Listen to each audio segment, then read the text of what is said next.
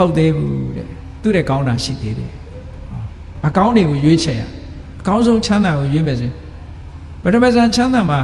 မကောင်းတာတွေကဘာရှိတော့ဆို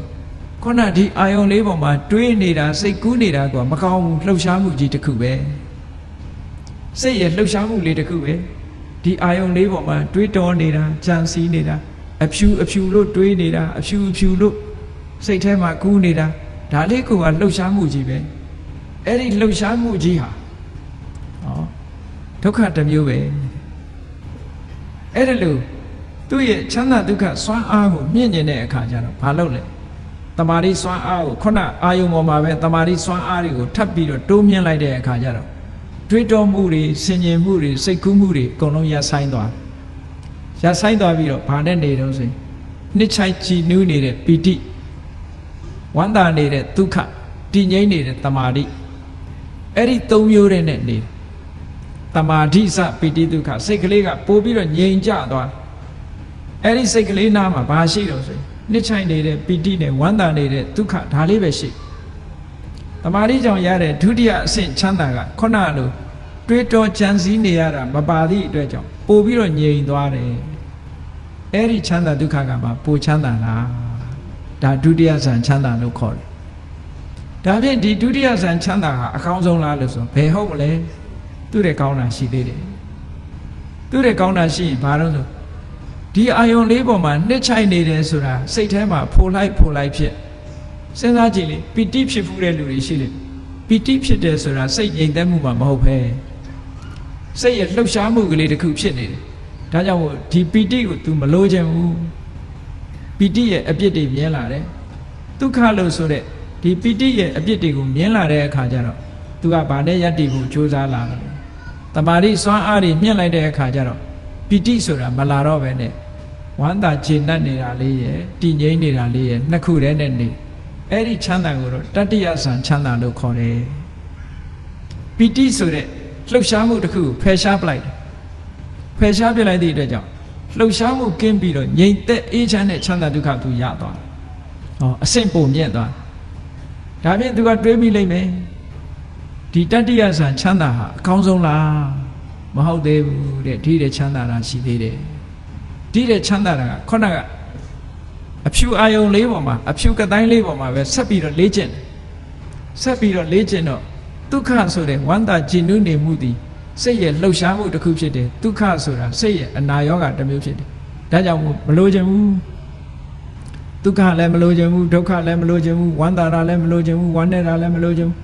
အားလုံးကိုဖယ်ရှားပြစ်လိုက်တဲ့အခါကျတော့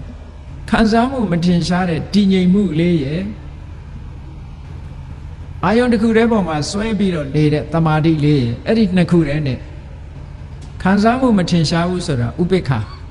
တည်ငြိမ်နေမှုကတမာတိဥပိ္ပခာနဲ့တမာတိဒီနှစ်ခုတည်းတင်ဆိုတော့ခံစားမှုတွေကမလာမသည့်အတွက်ကြောင့်အဲ့ဒီအချိန်မှာသူ့ရဲ့ချမ်းသာဒုက္ခအငြိမ်ဆုံးချမ်းသာဒုက္ခဖြစ်သွားတယ်ဘာမှလှုပ်ရှားမှုမရှိတော့အဲ့ဒီအချိန်မှာဆိုလို့ချင်းလူရဲ့အသက်ရှူမှုတောင်ရပ်တန့်သွားတယ်ရပ်သွားပြီမဲ့လို့အသက်မရှူလို့သေမှာမဟုတ်ဘူးပို့ပြီးတော့ငြိမ်းချမ်းသွားတယ်သူကနော်ဆရာဝန်တွေကတော့ပြောလိုက်မယ်အသက်မရှူဘဲနဲ့လူတယောက်ဟာမနေနိုင်ဘူးလို့ပြောကောင်းပြောလိုက်မယ်နော်သို့တော့အဲ့ဒီသရုပ်ထဆံဝင်စားလိုက်လို့ချမ်းသာဒုက္ခရသွားတဲ့ပုဂ္ဂိုလ်ဟာအသက်မရှူတော့အသက်မရှူဘဲနဲ့ငြိမ်းချမ်းနေတဲ့ငြိမ်းချမ်းမှုမျိုးကိုသူကခံစားရတယ်အဲ့ဒီချမ်းသာဒုက္ခကပို့ပြီးတော့မြတ်ပါတယ်တဲ့ဒီအဆင့်တွေဟာကြော်လွှားလိုက်တာနော်ပထမကတွေးတောမှုစိတ်ကူးမှုဆိုတာနှစ်ခုအနောက်ရှက်သဘောထားပြီးတော့ဖယ်လိုက်တဲ့အခါကျင့်တတ်မှုဝမ်းသာမှုနှစ်ချိုက်မှုနဲ့ဝမ်းသာမှုတခါနှစ်ချိုက်မှုကိုမကြိုက်တဲ့သဘောနဲ့ဖယ်ရှားပြစ်လိုက်တဲ့အခါချမ်းသာဝမ်းသာမှုနဲ့တည်ငြိမ်မှုတခါဝမ်းသာမှုကိုမကျေနပ်လို့ဖယ်ရှားပြစ်လိုက်တဲ့အခါကျတော့ဝမ်းသာမှုမထင်ရှားတဲ့ခံစားမှုကလေးနဲ့တည်ငြိမ်မှုနှစ်ခုတည်းတင်ကြတော့စိတ်ဟာအငြိမ်ဆုံးအဆင့်ကိုရောက်သွားပြီအဲ့ဒီအဆင့်ရောက်သွားတဲ့တမာတိစွမ်းအားနဲ့ဒီလိုတမာတိစွမ်းအားရထားတဲ့ပုဂ္ဂိုလ်တယောက်ဟာကောင်းကင်ပြန်ခြင်းလဲပြန်လို့ရသွားပြီနော်မြေရှိုးခြင်းလဲရှိုးလို့ရသွားပြီအဘိညာဉ်တွေဖန်ဆင်းလို့ရသွားပြီအဲ့ဒီအဆင့်ကြတော့ဒါဖြင့်ကောင်းပြီကောင်းကင်ပြန်တယ်ဆိုတာဘယ်လိုလုပ်ပြန်ရလဲ သူကလည်းစီကံစနစ်နဲ့လောက်ရ systematically ပေါ့တကယ်ကိုစနစ်တကျလောက်မှပြန်လို့ရတယ်အနှုတ်မဆိုပြန်လို့မရဘူးနော်မြေရှိုးခြင်းလဲရှိုးခြင်းတိုင်းရှိုးလို့မရဘူးဆိုပါစို့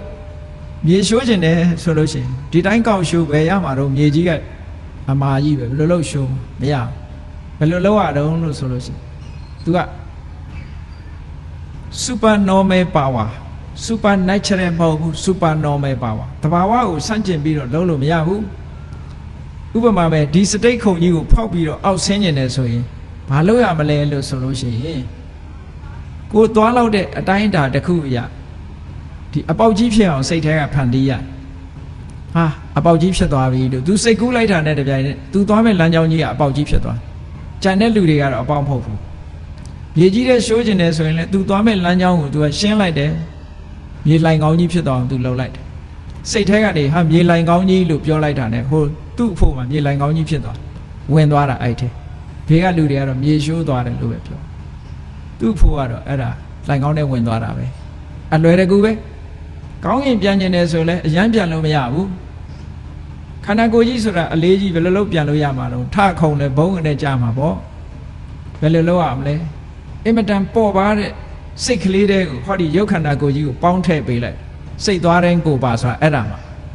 နော်စိတ်ကဟိုနာရောက်သွားတယ်လူကမှရောက်သွားပြီဒီမှာပျောက်ဟိုရောက်အဲ့ဒါမှစိတ်သွားတိုင်းကိုပါဖြစ်တာစိတ်แท้ကိုရုပ်ခန္ဓာကိုယ်ထည့်ပေးလိုက်ထည့်ပေးလိုက်ရင်ဒီနာပျောက်ဟိုနာရောက်ပဲဟောအဲ့ဒီဟာမျိုးဖြစ်တယ်သို့မဟုတ်ငှက်လူကောင်းငင်ကိုပြန်သွားခြင်းတယ်လမ်းလျှောက်ပြီးတော့သွားခြင်းတယ်ဆိုလို့ရှိရင်ကိုသွားမဲ့လမ်းကြောင်းကိုဖန်တီးရတယ်သူစိတ်ထဲမှာတော့ဒါလမ်းကြောင်းကြီးပဲအဲ့ဒီလမ်းကြောင်းကြီးပေါ်ကိုလမ်းလျှောက်သွားတယ်ဆိုတဲ့အတိတ်ပဲဒါဖြင့်ရေပြင်ပေါ်ဖြတ်ပြီးတော့မြေကြီးကိုဖြတ်ပြီးဟိုဘက်ကိုလမ်းလျှောက်သွားခြင်းတယ်ဆိုလို့ရှိရင်ဒီတိုင်းသွားလျှောက်လို့မရဘူးရေနစ်သွားမယ်ဘာလုပ်ရမလဲကိုလျှောက်မဲ့နေရာကိုလျှောက်လမ်းဖန်တီးရမယ်ဟောရေပြင်ပေါ်မှာသူကလမ်းလို့ပြောလိုက်လို့ရှိရင်သူ့အဖို့မှာလမ်းကြီးဖြစ်သွားသူစိတ်ကူးလိုက်တာနဲ့ဖြစ်သွားတယ်အဲ့ဒီလမ်းပေါ်မှာသူလျှောက်သွားဂျန်တဲ့လူလျှောက်သွားမြုပ်ပါမယ်ဒီလိုသူက systematically လုပ်ရတာအေးမြေကြီးထဲမှာတောင်ကောင်းထဲမှာဘာတွေရှိသလဲလို့ကြည့်ချင်လို့ရှင်လေဒီတိုင်းကြီးသွားကြည့်မမြင်ရဘူးတကူဆိုတာပဲလို့ဒီတိုင်းကြီးလောက်ရတာမဟုတ်ဘူး systematically ပဲကဲဘုန်းကြီးတို့တရားချင်ခင်သူတော်စင်ပြိဿတို့ညမှောင်နေတယ်လျှက်စစ်ပြီးတွေလည်းမရှိဘူးအမှောင်ကြီးတဲ့ကိုကြည့်ချင်လို့ရှိရင်ဘာလို့ရဓာမီကလေးနဲ့ထိုးကြည့်ရတယ်မဟုတ်လားဓာမီလေးနဲ့ထိုးရင်မမြင်ရဘူးလားအဲ့ဒီမြင်ရတယ်ဆိုတာအကုန်မြင်ရတာလားဓာမီရှိအလင်းရောင်နဲ့ရှိတာဒါမြင်ရတာလားအလင်းရှိတာမြင်ရတာအဲ့ဒါလိုပဲဒိဗ္ဗစကုဘိညာဉ်နဲ့ကြည့်ချင်ပြီဆိုလို့ရှိရင်ပထမအလင်းဖြန့်ရတယ်အာလောကကတိုင်းတို့ပွားပြီးတော့အလင်းဖြန့်လိုက်ရတယ်ဖြန့်ပြီးတဲ့အခါမှာကြည့်ဒီတိုင်းကြည့်ရင်မမြင်ရဘူးလို့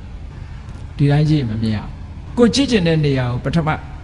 မီးထိုးလိုက်တယ်လို့ပဲအလင်းရောင်ကိုဖြန့်ပေးရတယ်ဖြန့်ပြီးပြီဆိုမှကြည့်အဲ့ဒါတကူဆိုတာဒီတိုင်းလှုပ်ချင်တယ်လှုပ်တာမဟုတ်ဘူးတဘာဝအတိုင်းလှုပ်ရတာနော်အဲ့ဒါခုနကလို့တမာရီစွမ်းအားတွေမြင့်လာပြီဆိုလို့တကူဖန်ဆင်းလို့ရသွားပြီတဲ့ဒါလူတိုင်းမှာဒီစွမ်းရည်တတ္တိတွေရှိတယ်ရှိရတဲ့ဘာလို့မရလဲဆိုမလေးခြင်းလို့မရတာနော်မလေးခြင်းလို့မရလေ့ကျင့်နိုင်ပြီဆိုလို့ရှိရင်ဒီစွမ်းရည်တတ္တိတွေရလာသို့တော့လေ့ကျင့်တဲ့အခါမှာအသက်အရွယ်ကြီးတဲ့ပုဂ္ဂိုလ်တွေကြတော့ရာခိုင်နှုန်းတွေညော့သွားတယ်အသက်အရွယ်ကြီးတာကိုအကြောင်းပြုပြီးတော့ဓမ္မခံနိုင်တော့အသက်အရွယ်ကြီးအသက်ငယ်တဲ့ပုဂ္ဂိုလ်ကလေ့ကျင့်ပို့ပြီးတော့မြန်ရနိုင်တယ်ကြာလုံနိုင်တော့ငယ်ရွယ်သူကကြာထိုင်နိုင်သည့်အတွက်ကြောင့်သူတို့ကြတော့အောင်မြင်နိုင်တယ်လို့ဒီလိုပြောတာနော်ကဲကောင်းပြီဒီစရုပ်ရဆန်ချမ်းသာကအမြင့်ဆုံးချမ်းသာလားလို့ဆိုမဟုတ်ဘူးသူလည်းအကောင်းဆုံးမဟုတ်သေးဘူးဘာဖြစ်လို့အကောင်းဆုံးမဟုတ်တုံးဆိုလို့ရှိရင်သူကလည်းဒီအဖြူဝိုင်းကြီးနဲ့သူကကြည့်နေရသေးတာပဲအဖြူဝိုင်းကြီးကိုသူဖယ်ရှားပြလို့ရမှာမရတာမရသည့်အတွက်ကြောင့်သူကလည်းပဲဒီအဖြူဝိုင်းကြီးနဲ့ဆက်ဆက်ပြီးတော့တွေးနေရသည့်အတွက်ကြောင့်ချမ်းသာဒုက္ခလို့မဆိုနိုင်သေးဘူးတဲ့ဒါဖြင့်သူ့ရဲ့ချမ်းသာတာဖြစ်အောင်ဘယ်လိုလုပ်ရတော့ဆိုရင်စိတ်ထဲကနေပြီးအဲ့ဒီအဖြူဝိုင်းကြီးကိုဖျောက်လိုက်ဩရဒကတိုင်းဆိုတဲ့အဖြူကတိုင်းကြီးကိုစိတ်ထဲကနေဖျောက်လိုက်ရင်ဘာကြံတော့ဟာလာဟင်းလင်းကြီးကြံအဲ့ဒါကို space လို့ခေါ်တယ်အာကာသလို့ခေါ်တယ်နော်အဖြူဝိုင်းကြီးကိုစိတ်ထဲနဲ့ဖျောက်လိုက်တဲ့အခါကျတော့အဖြူနေရာမှာကွက်လက်ကြီးတစ်ခုကြံရစ်တယ်အဲ့ဒီကွက်လက်ကြီးကို